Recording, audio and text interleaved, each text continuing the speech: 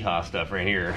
On the hunt for a new 6L90 for the Monte Carlo. Found one. We are on the way to the junkyard now to go pick it up, hopefully, as long as it's good. It's probably good. The guy on the phone sounded all right. Target acquired. Seems to be good. It's more expensive than I wanted to spend on one of those things, but you know what? We need one, so I just had to do it. Be like that sometimes. Brought it back to the shop, put this thing back on the table, the handy dandy table. Yep. For those of you that think he's stupid and just go buy a transmission jack, he already bought one. We're waiting for it to come here. Yeah. It's not gonna be delivered for like another week. But we can't afford to wait for that because we're trying to do race week with this thing. If you've never seen this car before, it is LSA Supercharged.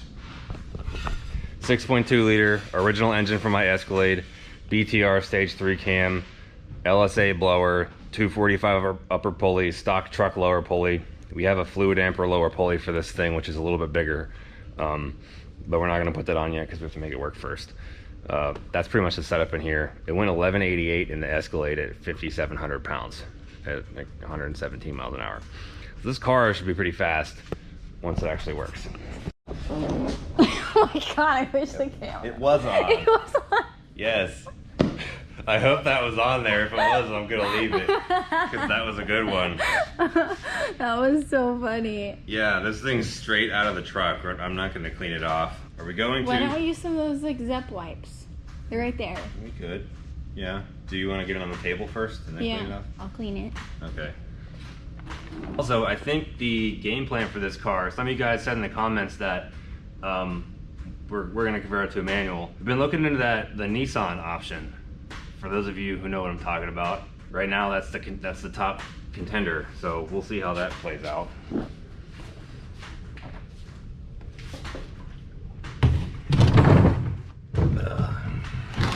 This is the same converter from the Escalade too. I'm not going to add any more fluid to it because it's fine. It already has fluid in it.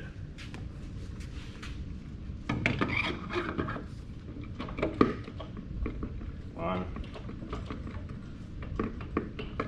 two, that may have been the third actually. Yeah, I think we skipped the first click, it went right through it. You should hear kind of like 3 different levels of engagement when you do this. And if you're not sure if it's all the way to the back, you can put your hand behind here and feel it, and it'll be like no room for your fingers to get in to the actual converter hub pump drive thing. Back. You want me to like hold the table if it doesn't move? Yeah, that might be a good idea.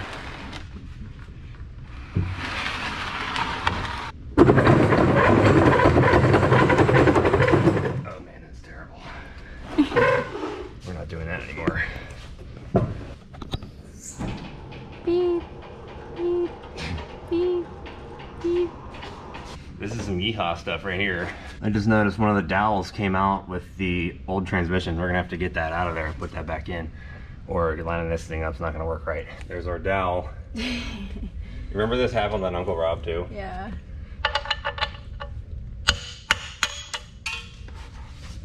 Where'd it go? Right here. Yeah, this is an authentic bullet from the Civil War. We found it in the dirt here because now we're in the Confederacy. There's a couple of vice grip marks on this thing. It's been stuck before. You just want to do everything but film today, don't you? I'm filming you. What are you doing? Also, Picking off. I'm over here trying to explain stuff, and she's just like holding the camera, like picking stuff off, not even paying attention to me. Cause I am paying attention to you. I'm listening. This is about to start lowering the car. Explain what just happened. No. She wanted to sit under the car and watch it just to make sure it was in the right place, which I applaud, but I don't trust the lift as much as she does. She's like, what are these things gonna just break out of nowhere? Well, no, they're not supposed to, but... The metal's not just gonna snap. If it would have snapped, it would have snapped with one of the pieces of 777 put on there. Well, let's lower this thing down. See if it does better this time. You're fine. Oh, you're not fine. Now we're fine. Yeah. Oh God. Ow. Can I stay here now? Oh no, I died. This transmission connector almost did. So close. It's not really at the right angle. You on your hands and knees was funny. Yeah, I know. It just needs to get tilted up. Okay, well let's put something under the front end to tilt it up. Yeah. No big deal. I just grabbed the tail shaft and started pushing it around, and I got on the dowels, so gotta make sure none of those wires up there are pinched. We'll put a couple of those bell housing bolts in, tighten them down, and then pick the car up and do the rest of them. Did you get it? I'm twisting. Get in your hole. Get in your hole. You can see the original color green that this thing used to be right here. I can't see. Must have had some paint work done on this fender back in the day.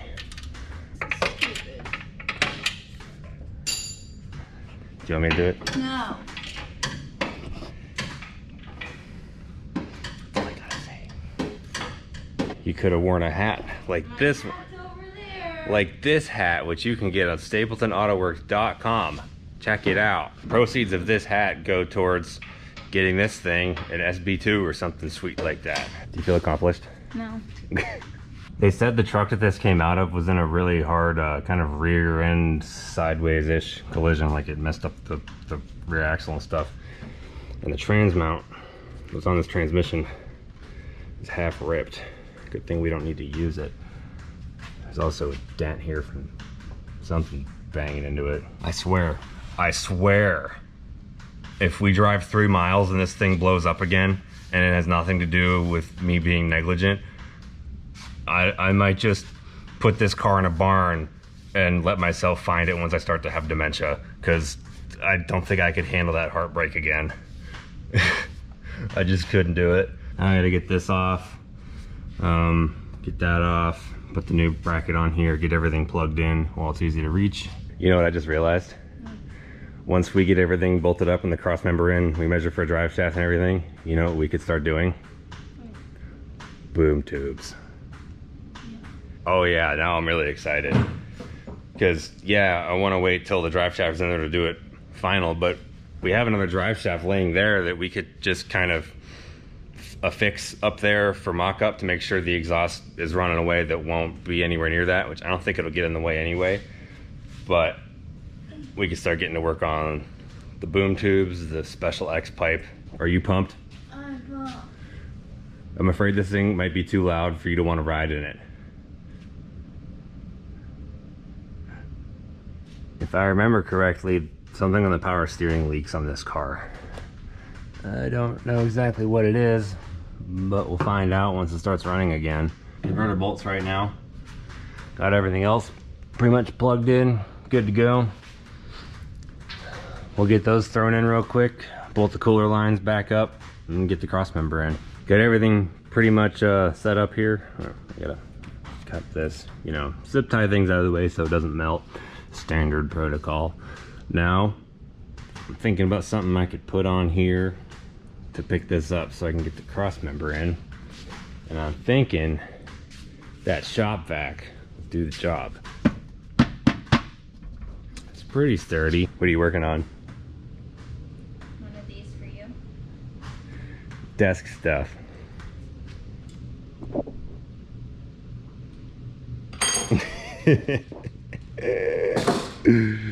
Sorry about your shelf. It's for you. I know, just help me fill this real quick so I can get the cross member in.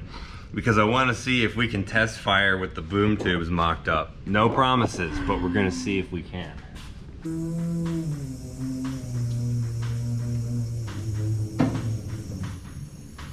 That seems sketchy. Yeah. Oh God. You see it flexing?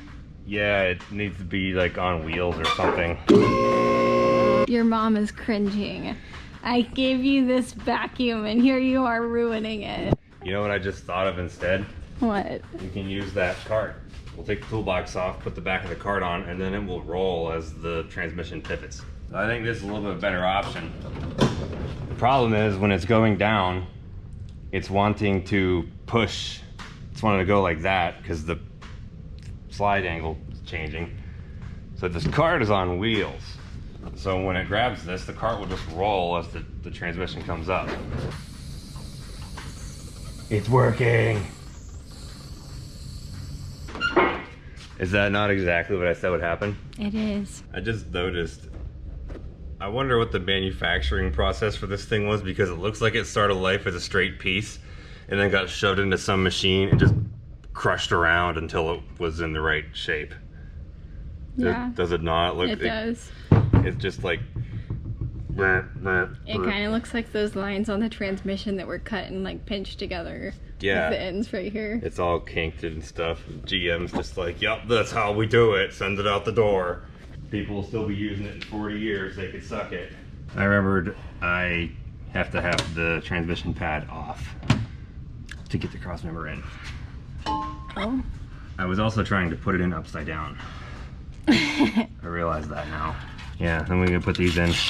Each side gets 2 bolts. The thin spacer goes on the back side and the big one goes on the front. Crossmember's bolted up. Now we can lower it down. Get this in here. Also, wearing a hat saves the top of your head from getting absolutely obliterated by things that stick off the bottom of the car. All right. The crossmember bolts in that thing are the most, like, just not good part of that, because they're just a hole in the frame rail with some bolts that I got a rotating that are way too long. I have clean knuckles now. Gotta have them clean filming knuckles. Thank you. Everything's bolted up. We're gonna hook the battery back up and see if this thing will fire up. Do you think it's gonna start, or is the battery gonna be dead? There's a high chance the battery's dead. Possibly. It's been unhooked this whole time, so we'll see. I hooked it back up and heard stuff click. Do you want to do the honors? Turn the key. Do it. Yeah, it can park. We don't want it to drive away, you know, now that it's off the ground and has no drive shaft, it could totally drive away. Turn the key and see if the fuel pump primes. Try it. Nothing. Nothing. It's dead. Well, dang. Where's that excess power battery charger? We'll hook it up, come back in a couple minutes. It should be good to go. Charging up. With this excess power IntelliCharger. It's a freaking hog. I use excess power batteries and stuff. Not this, because I've had this battery forever, but it'll have an excess power battery in it at some point. Let's try it again. I don't know how long we've been here, maybe half hour or so. Should be enough to give it some sauce. Nothing?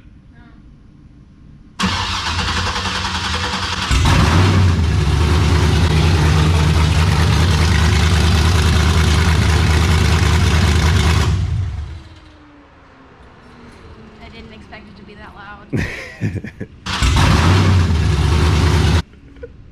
I like it. Well, dang, why'd you turn it off so fast? It was cool. It was cool, but I want to do that. Okay, fair enough. Let's do that. Boom. Tubes. That's basically what we got going on here. I can already tell I'm gonna have to take some distance out of here to get that angle right, to get to work with the X.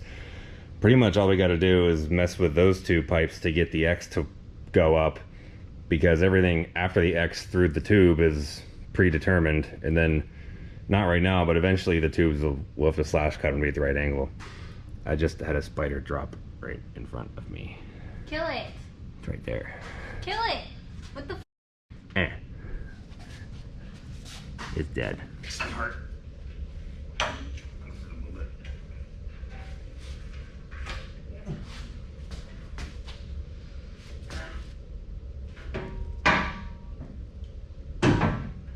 Lift up. This high? This isn't where it's gonna sit. That's as high as it can go, so. We got the stuff kind of mocked up to the best of our ability. We're not gonna get to hear it with this tonight, because I don't want to start cutting things and then not have it be the way we want it. So, but you gotta mock it up first to see what you're working with. as right now it's just ratchet strapped up there, hitting the cross member, all that stuff. I need to figure out where the X pipe needs to go in relation to how the boom tubes stick out, how much they stick out, if I have to make longer intermediate pieces to get this to be more forward. I'm thinking I'm gonna have to lengthen that, move the X forward to allow these to spread apart farther as they continue going, so that there's enough meat to cut as little as possible off here to get the right angle and still have it poke out a little bit, because the body line of this car really wraps under there. You want it to have some poke so you can freaking see it. All things to figure out. I took a bunch of pictures. I sent them to Dr. Gas Jr. to call him, the guy who worked for the original Dr. Gas guy, then bought the company from him when the main dude retired. Sent him a bunch of pictures. I'm gonna call him, see what he thinks, because I don't want to screw up the sound. I want to make sure I do this right, and we will go from there. So I think we got a lot done today. Also, the drive shaft in there is zip tied for mock-up reference. Who the heck is calling me? Oh, it's Dr. Gas Jr. There he is. Hello. Hey, it's William, Dr. Gas. What's going on? Was just filming an explanation of what we're doing right here, and I'm like, oh, who the... We can get off the phone. I was wondering if I was interrupting. Yeah, okay, I'll talk to you later. No, you're not interrupting. Whatever you're going to explain might be helpful to the video. Yeah, okay. Yeah, so you plan on trimming those, right? The boom tubes, yeah, I want to trim them so that they are parallel to the rocker, but I want them to stick out enough that they can be seen under the car because of the body line. It really wraps under. So yeah. they got a little bit of poke to look good. Yeah. Well, yeah. So what you do is once you establish the line that you want, you'll use a straight edge or just something, and then take it like a Sharpie, and you'll draw a line. And then when you take them back off, do you have like some type of table saw or way to cut those? Yeah, there's like a whole fab shop next to me, so we can find a way to cut it straight. Okay, so what you do is, preferably a table saw, you'll saw within that Sharpie line. So when you do that, you just take your time, I actually put on like reading glasses. And then I'll go within that Sharpie line, that way there's no like waves or distortion. And then once you get past it, and then you can take like a belt sander and clean them up, any waves, because they won't be perfect, like when you cut them by hand. And then you just clean them up, some type of belt sander, works pretty well. Okay. And then, yeah. I'm thinking I may have to extend the pipe between the X and the boom tubes a little bit to get the width all the way out before I can make the cuts, because right now, it doesn't really get that far. It's kind of like running into the tire. Oh, okay, yeah. So you want to like, so there's a couple of tricks you can do. You can over expand them. I don't know if there's an expander, and that's the actual where I expanded the ends, and that way you can there's more area to move them as well. That's another way of. Oh, so you overexpand it and push them apart and then weld it, just fill in the gap? Yeah. Yep, just fill in the gap, and then if you pull the whole thing off, you just tack weld it. Once everything's just tack welded, then drop the whole thing, and then weld it off the car. And that way, if there's a gap, you can even like weld one side of it to get it warm, and then take a hammer and just basically tap in the gap there. And then, because it'll be soft once it's hot, and then you can fill it in without having to try to build up a lot of weld. Do you want to explain to these people why this stuff is mild steel and not stainless, so they don't ask me? Yeah, the reason why is during NASCAR days, one team that Boyd actually told me tried stainless. The problem with stainless, it does not do very well on flat surfaces. So such as these boom tubes, you have a tendency to have potential cracks. So 2 full races on a Dr. Gas system would be equivalent to about 1 million miles.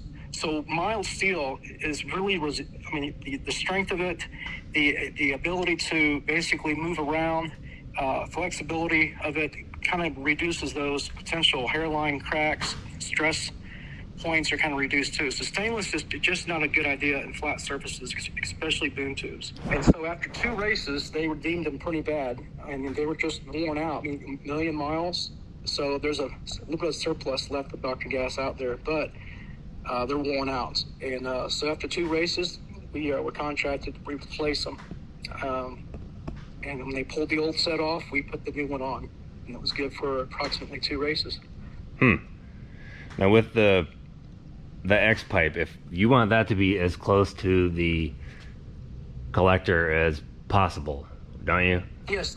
The reason why is what happens is you have a pulse that comes through, and if the pulse should pull a vacuum on the other outbound pulse that's making its way on the other side. So it's supposed to assist and synchronize. In fact, before they coined the term X pipe, it's called synchronizing crossovers. And so those pulses help scavenge. They help pull a vacuum on each inbound pulse that's right before the hole there in the X pipe.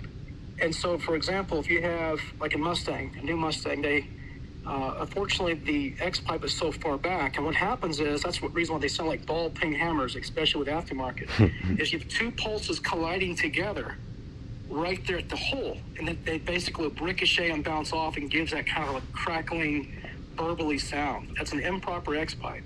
And so up close, you have a better chance. The scavenging points are better. Should I extend those intermediate pipes to move the X kind of under the cross member? Then I have more separation for the boom tubes at their farthest point before they get cut. Yes, exactly. So if you may, if you have to move forward, even where I may have expanded, if you feel like you can cut that and re-expand to go to the collectors, you want to do everything possible to have enough ground clearance and make sure obviously it doesn't rub. So a car like that, you want it right at the tail drive shaft at the back of the trans, right there if possible. And then if you have to extend those pipes, the back 2 pipes off the X, to extend them, you may only need to add 2 to 3 inches of straight. Okay. Yeah.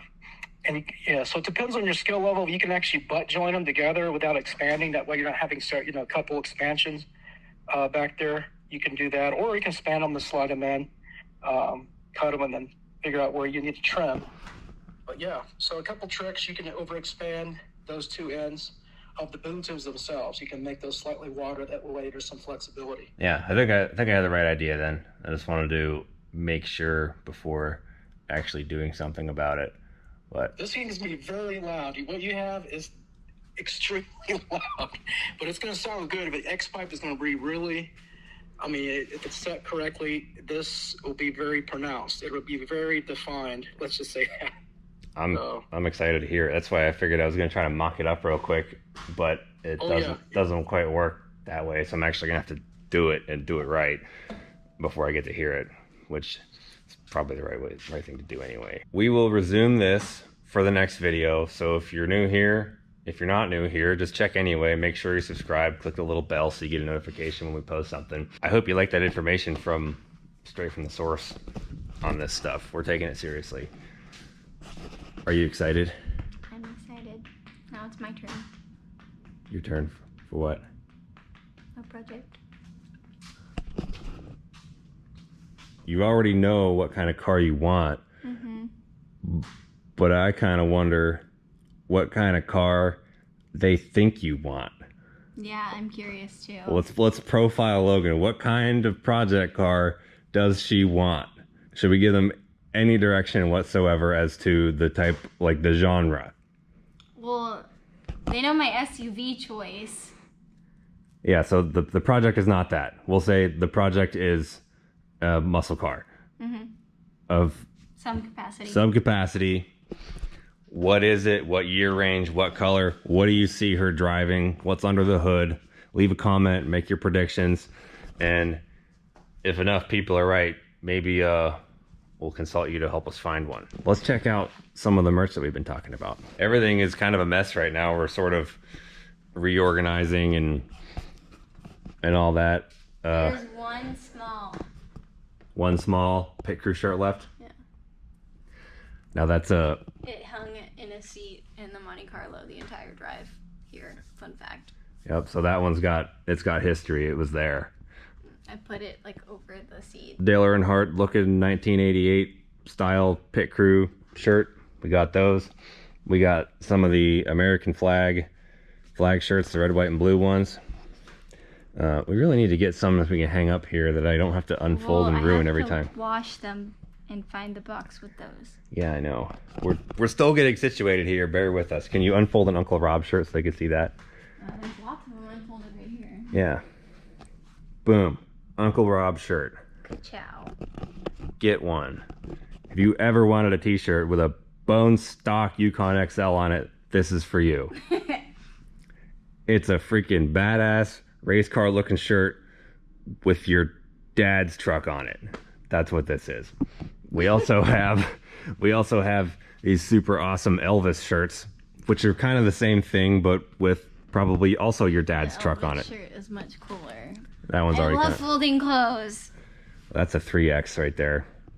Yeah, boom. Elvis, the daily driver. Anything is a race car if you race it. We have everything all the way up to 6X. We have 6XL, 5, 4, 3, all of it. The larger sizes don't sell unless we explicitly mention that we have them. Like, you don't even just assume that we don't carry sizes that large, but we do. We do have them. Then we got the hats. We only have these ones, the small, medium, but we got the Stapleton AutoWorks. Two. I took them off the website a while ago, and then we found these. Oh, 2 Straggler LXL OG hats. But if you can't get one of those, if they sell out, we got these ones. They say suck it on them. That's what I'm wearing. Probably my favorite one right now. Thanks. We got more Shop Dog on the way, but it's not here yet. StapletonAutoWorks.com. Go check it out. Also, we got a handful of these left, and I'm getting attacked by pieces of paper. So we're having a good time here. Go buy a shirt before I die of paper cuts.